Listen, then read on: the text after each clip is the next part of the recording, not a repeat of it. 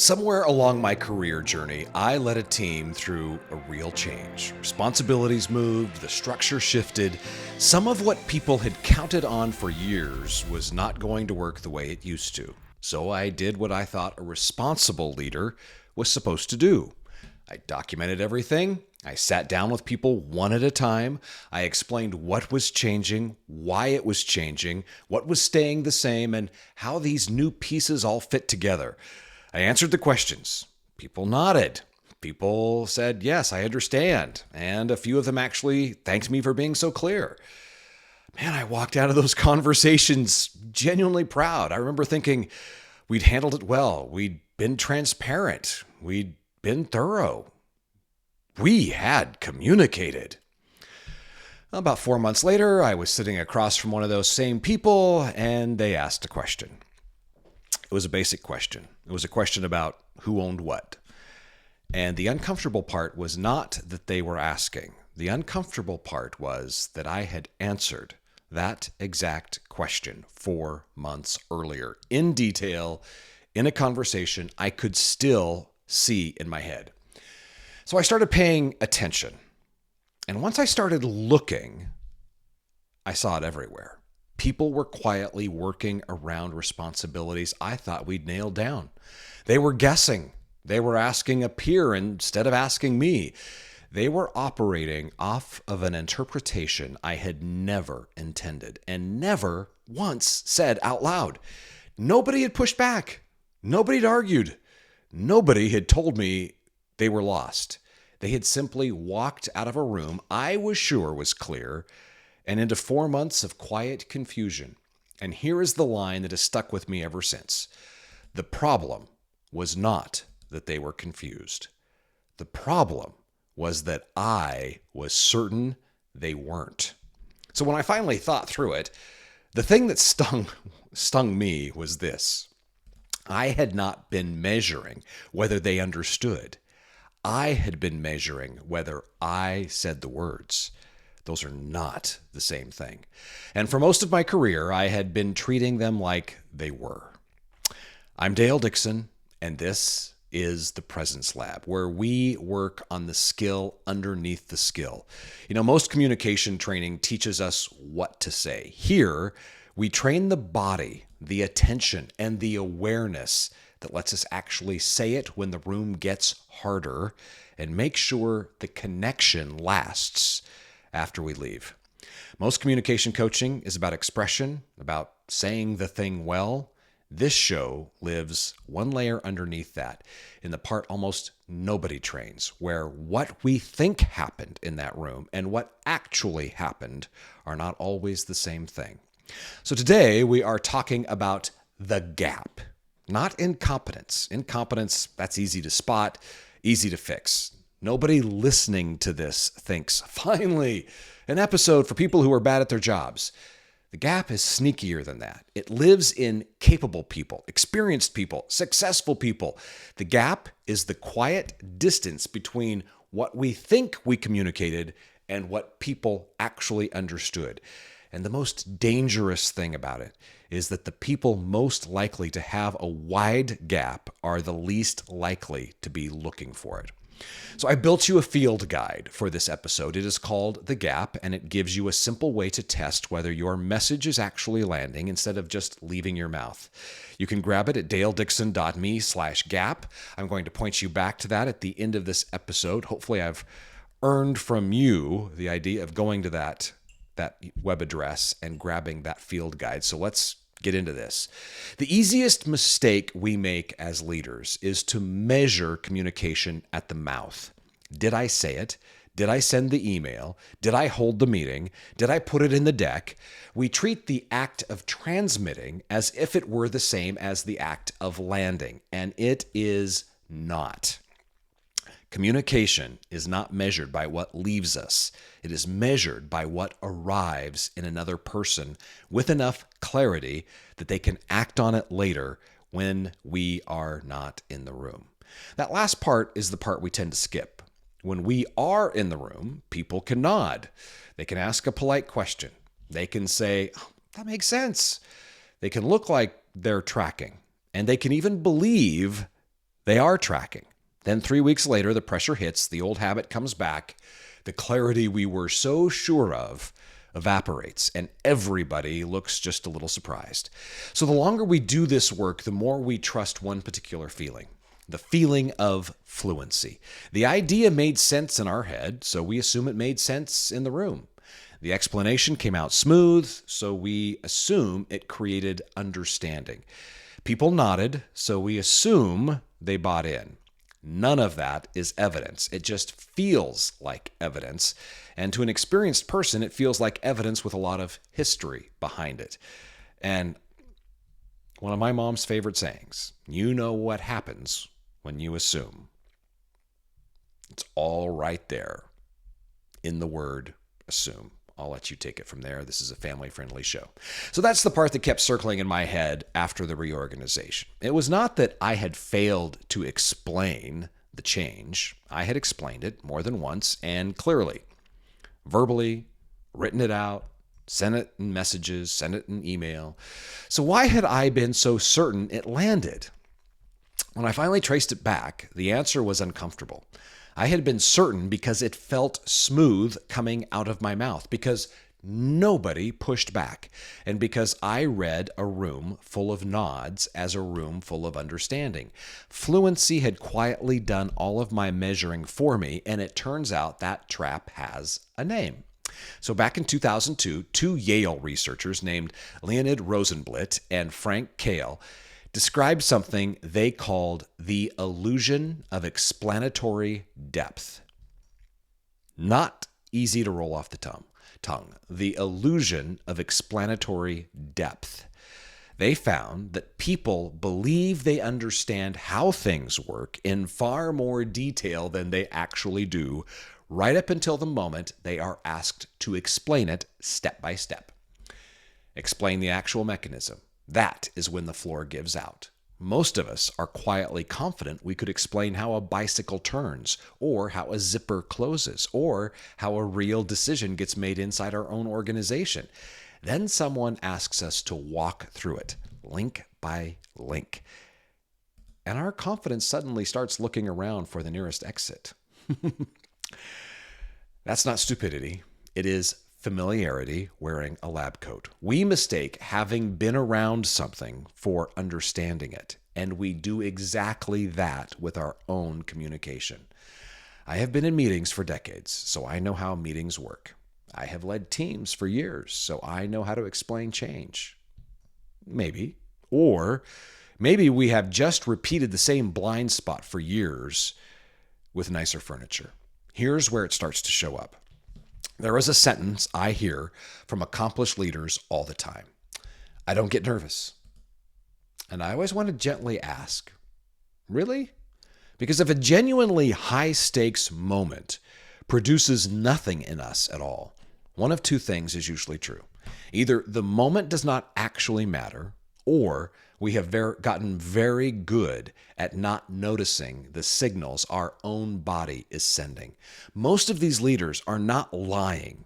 They mean they don't shake, they don't sweat through the shirt, they don't grip the lectern like Matt Thompson in my book, Sweating Bullets, praying my knees don't resign on me in front of this whole room. Fair enough.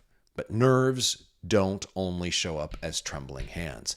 Sometimes they show up as talking too much, as interrupting, sometimes as getting crisp and efficient at the precise moment the room needs just a little warmth, sometimes as waving off a fair question because it arrived in an inconvenient time. Sometimes the tell is 4 words. I'll just wing it. That one always just hits me a little wrong. If leadership communication had a poker table, that phrase, I'll just wing it, would be the unconscious habit that gives the whole hand away.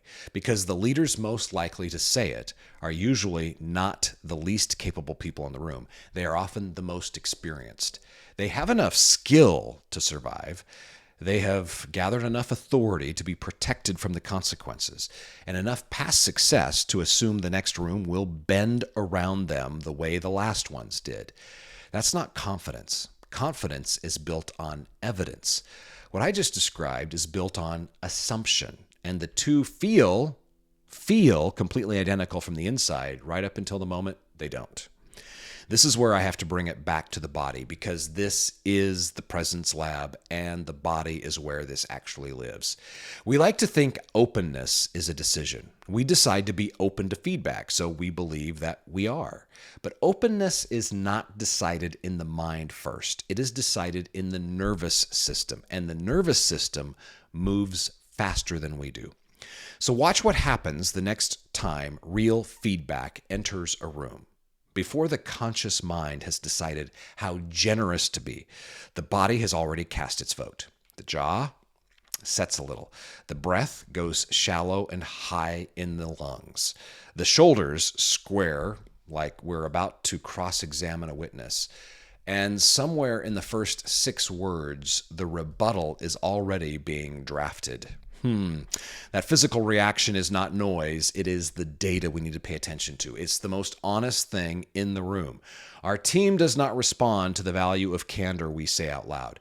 They respond to what our body does the second candor actually shows up. They learn the body every time. So the real question underneath this whole episode is not, am I a clear communicator? The real question is, when the truth tries to reach me, what does my nervous system do with it? Because if our mouth asks for honesty and our body punishes it, the room gets that message immediately. And it's not the message we intended. We end up training the people around us to protect us from reality.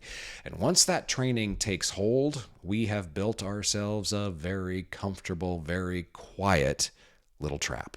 I call that trap the gap. The gap is the distance between two things that feel like one thing. The distance between how clearly we communicated and how clearly people actually understood. That distance between how open we believe we are and what our body announces the instant it gets tested. The distance between our experience and our actual effectiveness. Every one of those gaps is invisible from the inside, which is precisely what makes it dangerous. We can't feel a gap. We can only see its consequences, and we usually see that consequence way too late. There's an old, slightly crude way of describing where this lands for a senior leader, and I'm going to use it because it's much more accurate than the polite version. I call it the mushroom syndrome. Kept in the dark and fed a steady diet of BS until eventually the person in the corner office is making enormous decisions on a carefully softened version of reality. The cleaner phrasing is layers of filtering, but that sounds like a consulting firm put on a sweater on the problem. I'm not there. The mushroom version is what it actually feels like. Kept in the corner office, i.e. kept in the dark.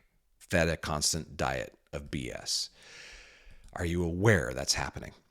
Really? Or is there a gap there? And here is the part that makes it so hard to catch. Almost nobody does this on purpose. People don't soften the truth for the boss because they're scheming. They do it because they are trying to help. Don't burden her with this. He has bigger things to worry about. Let's solve it before we take it upstairs. She won't want that level of detail. He'll overreact. So they soften and delay and simplify and edit and round off the sharp corners, all of it with good intentions. And over time, the leader receives a version of the world with every uncomfortable edge sanded smooth. Then one day that leader looks around and says, "Why has nobody told me?" And the organization quietly answers, "Because we learned not to." I'll take this back to the very beginning. Me with this group. I was experiencing the mushroom syndrome. Really, when you think about it. So the research on power makes this even less comfortable. In 2006, Adam Galinsky and his colleagues ran a now famous set of studies on power and perspective. In one of them, they asked people to quickly draw the letter E on their forehead. The people who had just been made to feel powerful were about 3 times more likely to draw that E facing themselves, backward and unreadable to anyone sitting across the table. In another study, that same high-power group was measurably worse at reading emotion on other people's faces. Sit with that for a second. The higher we climb, the more our job depends on understanding what other people are seeing and feeling. And the research suggests the climb itself can quietly erode the very skill the altitude demands. So when a senior leader tells me with total sincerity that none of this really applies to them, I get a little worried. Not because I'm judging them, but because that sentence is often the strongest evidence that it applies to them the most. Now, I want to be fair because this is not a leaders are clueless episode. That's a lazy take, and it's also wrong. Most leaders I work with are trying hard to do right by their people. Most are carrying trade-offs nobody else can see, with more context and more constraint and way more pressure than the folks judging them from 3 boxes down the org chart. That's exactly why the gap is so dangerous. It doesn't prey on careless people. It preys on capable people. When I traced my own version back, I could see several forces that had quietly lined up against me. The pressure of leading the change meant I was not seeing everything. My role meant information was getting filtered before it ever reached me. And enough years of doing this had made the whole conversation feel so familiar that I never once stopped to ask whether familiar and effective were the same thing. Line those up together, and they throw a little party called We Nailed It. And that is the party I was attending after those reorganization conversations, right up until reality mailed me the receipt 4 months later. And it wasn't loud, wasn't obnoxious. It was a quiet receipt, which is so much worse because quiet confusion means the cost is already moving through the system and the organization while we're still congratulating ourselves. So, what do we actually do about a problem we can't feel? We stop trusting the feeling and we start generating evidence. That's the real work of leadership communication, and it's harder than any presentation. The ordeal is not the big talk or the board deck. The ordeal is finding the courage to verify understanding after our ego has already declared victory. Verification is humbling on purpose. It risks showing us that we were not as clear as we thought, or that people did not feel safe enough to tell us. We do it anyway. Here are 3 ways to do it, and you can run all 3 this week. The first tool is the reverse brief. The moment for this is right after we explain anything that matters. A change, a decision, a priority, a handoff. The reflex in that moment is to ask, any questions? That is one of the weakest questions in all of leadership, because most people hear it as, please don't have any questions. I would really like to leave. Or the possibilities are the equivalent of a Cheesecake Factory menu. Where do I start? You think about this. When we give people an unlimited scope from which to choose, it gets really hard to make a decision. And in this case, really hard to make a decision on what question to ask. So instead of asking whether they understood or do you have any questions, we ask them to hand the understanding back to us. The move is simple, and this is what's rooted in that research that I started off talking about earlier. We say, before we move on, I want to check my own clarity here. So tell me, how are you understanding this? Explain this back to me point by point. The decision, the why behind it, and what changes on your end. Notice whose clarity this is on trial. It's mine. It's not their intelligence. That small reframe drops the threat in the room. It gets specific, and the playback shows us instantly what landed and what got bent on the way in. This is the tool I wish I most had used in that reorganization. I explained it beautifully. I never once asked a single person to explain it back to me. You want to have a fun little experiment? Ask people to write instructions on how to make a peanut butter and jelly sandwich, and then follow those instructions implicitly in actually making a peanut butter and jelly sandwich and see what happens. Like, don't assume anything. You just follow it word by word. The peanut butter and jelly sandwich you end up with is not much of a peanut butter and jelly sandwich. We'll just say that. The second tool is the disconfirming question. The moment for it is the moment we feel most certain, because certainty is a warning light on this particular dashboard. Most leaders, when they want to look brave, ask, "Does anyone disagree?" It sounds courageous. It rarely works because disagreement carries very real social risk for those in the room, and people will simply decline to take it. So we ask a different question, one that makes confusion the enemy instead of the person. We say, if someone walked out of this room with the wrong takeaway, what would it most likely be? Now we're not asking anyone to attack the decision. We're inviting them to protect it. Same room, completely different conversation. The third tool is the feedback posture audit. And this one is the most uncomfortable, which is usually the sign that it is working. The moment is anytime we ask for feedback, before the words even leave our mouth, we run a quick check on the body. Because remember, the body votes first. Are my arms folded? Is my jaw tight? Are we already loading the response before the person has finished their sentence? Then we do one small thing that changes everything. We say, "Let me write this down before I respond." And then we actually write it down. That's it. It's stunning how much that single move shifts a room when a leader writes feedback down before answering. The nervous system sends a much different signal. Not, "I'm defending against this." Instead, "I'm taking this seriously." This is the visible version of the entire problem. And it's exactly why Mac Thompson is the easy case in sweating bullets. Mac's body betrayed him out loud. The sweat, the shaking hands, the stammer. Everyone could see his gap, which meant he could actually fix it. The harder leader to coach is the one whose body never betrays them in any obvious way. Smooth voice, steady hands, the right title, and a jaw that quietly sets the instant anyone tells them something true. We don't have to accept every piece of feedback that arrives. Some of it's wrong. Some of it's half-baked. And some of it is a person trying to launder their own agenda through our self-improvement. But if we rebut too early, we don't just lose the bad feedback. We train the entire room to stop bringing us the good feedback too. And now we're right back to mushrooms. So let me put it as plainly as I can. Our experience is an asset, and it is a risk. Our confidence is an asset, and it is a risk. Our title, asset, and it's a risk.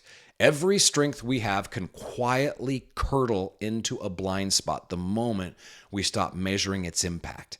That's the gap. It's not, "I can't do this." It is the opposite. It is, "I have done this long enough that I no longer need to check." That sentence is where danger lives. This is also where a little stoicism helps. And I'm not going to go down the social media version where people confuse going emotionally numb with being wise. Real stoicism is about submitting what we think we see to what is actually true. So Marcus Aurelius wrote that if someone can show him he is wrong, he will gladly change, because the truth is what he's after, and the truth never harmed anyone. Imagine leading from that posture. Not, "I'm the leader, so I must have been clear." Instead, what if I'm wrong about what they actually heard? Ryan Holiday draws the line cleanly in Ego is the Enemy. Confidence has receipts. Ego is the quiet assumption that our strengths are limitless and our weaknesses are not worth examining. And ego rarely walks in wearing sunglasses asking for the VIP section. Most of the time it just sounds practical. "I know the material. We don't need to overthink this. I've done this 100 times. They'll get it. I'll just wing it." That's not swagger. It's a skipped diagnostic. And skipped diagnostics get very expensive in the dark. Now, if you've listened to this podcast since its inception, you heard Jason Jennings say, "Prescription without diagnosis is malpractice." I love that line. And by the way, if you haven't subscribed yet, please do and hit the notification button so you don't miss an episode. So let's get back to where I started. For a long time, I believed those reorganization conversations had gone well because I'd been thorough, And I'd been clear, and I had been all three. What I had not been was verified. I measured whether I explained it. I never measured whether it survived time, pressure, and 4 months of competing interpretations. That one was on me. But it handed me a far better question to carry, and it is a question I want to leave with you. Not was I clear? That question's too easy, and it always flatters us. The better question is, what actual evidence do I have that clarity survived after I left the room? Here's the version I make myself sit with now. How would I know if my confidence was lying to me? Not in theory. This week, in the next meeting, the next one-on-one, the next strategy rollout. If the answer is, well, people would tell me, then the honest follow-up is, would they? Have we made it safe enough? Have we rewarded it the times that they did? Have we stayed curious long enough to hear the second sentence, the one that comes after the polite first sentence, where the truth usually lives? And if the answer is, I can just read the room, be careful there too, because power makes the room harder to read, and people will perform understanding for a leader all day long. They nod because nodding is safe. They say it makes sense because I'm still a little lost and I don't want to look slow in front of my boss. It doesn't fit cleanly into a meeting that is already running long. So 3 quick things before you go. First, if this episode brought a specific leader to mind, someone whose favorite phrase is, I'll just wing it, please send it to them. Gently, not with the subject line, this is you. Subtlety still has a pulse. Second, I made you that field guide, and I would love for you to grab it. It's called The Gap, and it walks you through all 3 tools, the reverse brief, the disconfirming question, and the feedback posture audit, so you can run them this week. You can get it at daledixon.me/gap. And third, if this was useful, follow the show and leave a review because it helps another leader find it, and it tells the algorithm that we are not all here for murder podcasts and people yelling about crypto. I'm Dale Dixon. Don't let confidence do the thinking for you. I'll see you next week.